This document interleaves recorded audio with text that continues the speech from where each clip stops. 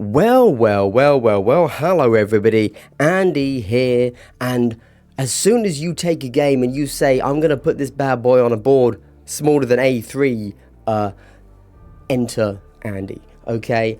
I'm burning for the skirmin. I'm a man that enjoys a good skirmish, okay? And Combat Patrol from 40k is exactly what we all expected Warhammer Age of Sigmar Spearhead to be, isn't it? Which is a bit of a nothing burger. If you haven't played Combat Patrol, it's you take a Combat Patrol box from 40k and you that's it. That's your armor. You put it on the table and you play on 2 kill team size boards. Okay, cool. I was really excited about the concept of that because the way that they pushed it is like, hey, this is like a finely balanced game. And you can play it as its own thing and you never need to expand beyond it, or you can learn the game here and then move elsewhere. Okay, and when they said, hey, we're doing the same thing for Age of Sigmar Spearhead, it's called, instead of Combat Patrol, I thought, oh good, I can ignore that because I got excited about Combat Patrol and it turned into nothing. Why would I expect more from Age of Sigmar? 2 reasons. Firstly, Games Workshop doesn't even try when it comes to 40k because they know whatever they do will sell regardless of its quality.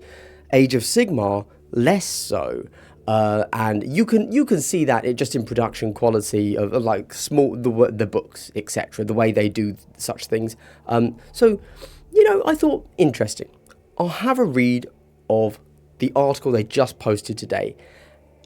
And then it's played on a single kill team size board, and that interests me because when I'm thinking of what I liked or disliked about 40k, I'm thinking, you know what, 1,000 points is supposed to be played on the same size as a Combat Patrol game, right? 2 kill team boards.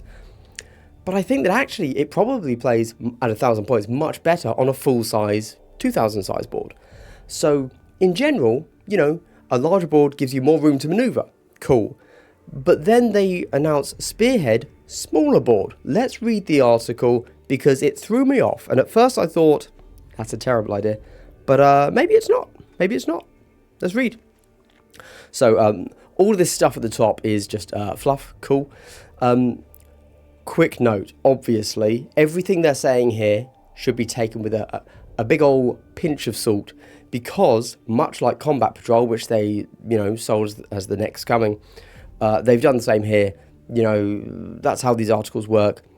This is not an independent review of Spearhead. This is not even a bought and paid for review from an independent person, a third party. This is straight up marketing fluff that we can basically ignore, but we're going to read it because it's all we've got, right? So, what is Spearhead? Buy one of the Spearhead boxes. Something they do very usefully confirm for us here is that, yes, the Spearhead boxes, but also the Vanguard boxes. So, if you, when I heard that this was releasing, I actually looked, okay, what are the Spearhead boxes? There's only, I think, 4, which is like Cities of Sigmar, Stormcast, and maybe these 2 we see here. And I was like, oh, well, I'm not sure if those are the ones I want. And everything else is titled as a Vanguard box. And I was like, well, does that mean they're redoing everything and there's no point in me buying it and blah, blah, blah. They've confirmed, nope, the Vanguard boxes are staying as the contents that they are, and they will all get rules. Rules are free. Congrats, G-Dub, they're supposed to be. But again, we expect that because we know that the edition is getting indexed. And that is what 40k did. So all of our rules are free until they're not, which is top tier stuff. So here we go. Vanguard boxes work. So for example, I'm actually quite a fan of Seraphon. So now I have the confidence to think, oh, well, yeah, I might go and buy the Vanguard Seraphon box. I won't, but I could if I wanted, as opposed to hanging around. They've also talked a lot about balancing here.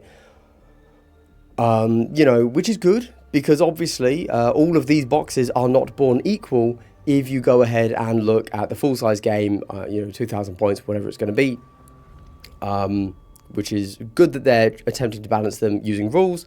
The two things that they call for are the reinforcements. It's not keyword, is it? It is keyword. Good stuff. Good job, me. So the reinforcements keyword is, you know, like in 40k, if you've got some Hormigans or some generic Imperial Guard, once the unit dies, you can bring them back on for a CP normally. In this, I don't think you spend a CP. I think you just get to do it. It's an ability. If you have the reinforcements keyword, as they call out your rat Skaven dudes, your clan rats for Skaven will have, when you kill that squad, you can just bring them back on, which is cool. And then on the flip side, if you've got a particularly tough squad, or you know, elites, so in this here, you see you've got 1, 2, 3, 4, 5 units. Well, actually, you're only going to start the game with 3 of those, because your big character, Yndrasta, and your paladins, are they called paladins? Annihilators, sorry, don't come on the board until turn 3, your penultimate turn, which is another point. These battles are capped at 4 turns, whereas I believe Combat Patrol's 5. Don't quote me on that, though. So that's interesting, and if we actually read it, now I could be wrong here, but in general, the way Games Workshop likes to write these rules is if you get to move onto the board in a movement phase, that is your move. So these guys coming down on the battlefield more than 6 inches from all enemy units are going to come down turn 3. Oh, but then you have the charge phase, don't you? I forgot that phases exist. You don't charge in the movement phase. Never mind. So yeah, you would get to charge turn 3. Fair enough. Cool. And then they go over some war scrolls, just saying exactly the same thing that they've said about Combat Patrol, which is we're doing things smaller. Or sorry, we're doing things a little bit different. So you will still have the basic core gameplay, but we're simplifying things. There you go. And magic, they say a whole bunch of stuff about like, oh, because you don't use the advanced magic module in Spearhead, therefore we've simplified the magic. It's like, okay, so basically you roll 2d6, and if you roll above your magic, you get to do the thing. Cool. Makes total sense. That is pretty much how magic should work, probably. I didn't read the magic article, so I don't know how it actually ends up working. Something about different laws. And that's pretty much it. There you go. So the interesting thing they do note there is that if you buy the launch box, we still don't know the name of that, you are going to get everything you need to play Spearhead. So you're going to get the Stormcast and the Skaven, who will both have within that box a valid Spearhead. You're going to get a mat. Is the word mat? Sure. A play mat that has objectives printed on it, which is interesting because that means that you have to use those objectives, which means there's one game mode, I guess, which sounds in a sense good, but in a sense really bad. If every single mission of Spearhead is a single mission with the objectives in exactly the same place, that's not a game built for longevity. That's a game built to play once, to learn the game, and then never touch again, right? Exactly as Combat Patrol is. So in here, if you go and read the article yourself, they're talking about how it's so amazing and so blah, blah, blah.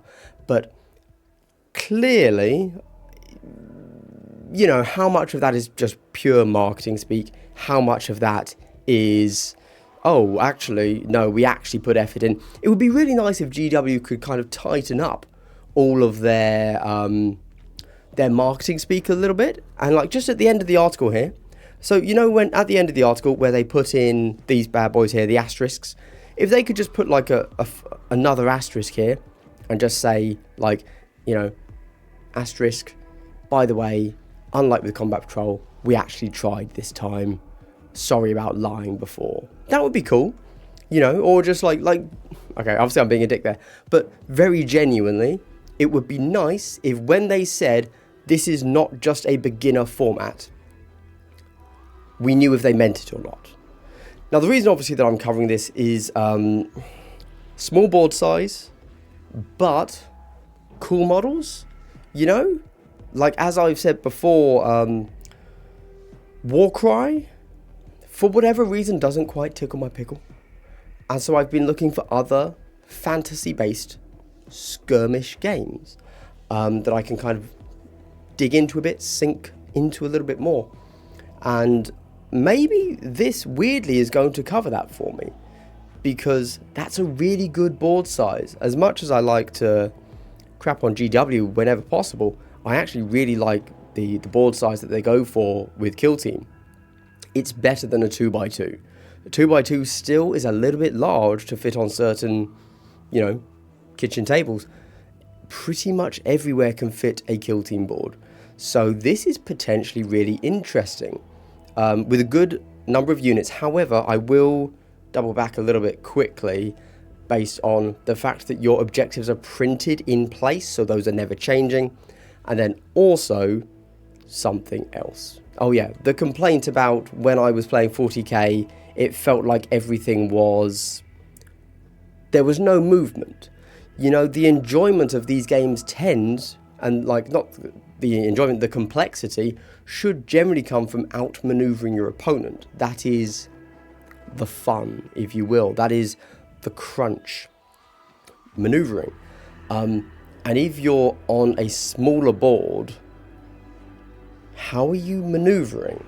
Don't get me wrong, I do understand that Age of Sigmar is much more melee based, so you do actually want to be closer to your enemy. That is a thing. Cool. However, yeah, I don't know. It just seems a bit weird if they're going to remove the maneuvering. And is it now literally just when you don't want to think this is the game you play? I'm like, I don't know. Anyway, I'm interested in where this goes. I've already told you that, I've seen what they're changing for Age of Sigmar 4. It is 4 now. Yeah, for Age of Sigmar 4. I have played Age of Sigmar 3. But I haven't been deep enough into Age of Sigmar 3 that, these minutiae changes are actually going to affect the overall things that I disliked about Age of Sigmar 3. But I like Stormcast. We're going to get some new ones of those. They look cool. I quite like Skaven. We're going to get new ones of those. That's cool. So I'm actually pretty excited for Age of Sigmar 4. I don't think it's going to become a game that I play regularly. But I'm definitely excited to get the box, the launch box, whatever that is. Play it a few times, both at Vanguard level, Spearhead level, and then probably once or twice at full scale, and then get bored and stop. But I'm enjoying the hype process, and that's why I'm keeping an eye out on these Age of Sigmar articles for now. There you go. Okay, well, hopefully you are also vaguely interested. What do you think Spearhead is going to be? Do you think it's going to be another load of bollocks, just like Combat Patrol was, and actually it is just an alternative format to learn the game for people that are a touch concerned to get in, so that GW can say, hey, you can play this game with a single box purchase? Because that's an attractive statement, isn't it? Or do you think they've actually put a bit of effort into this one, unlike Combat Patrol, and it will generally be pretty well balanced, and it will generally provide enough interest that we will enjoy playing it as its own format? Because, you know me, I'd be super hyped about that. Cool. Okay, well, let me know, because I'm very interested. Obviously, I'm excited, otherwise I wouldn't have done a video. It's literally just the Kill Team size mat that made me do this video. That means it's Skirmish, baby. Alright, thanks for watching, everybody. See you soon. If I could find my mouse. Thanks.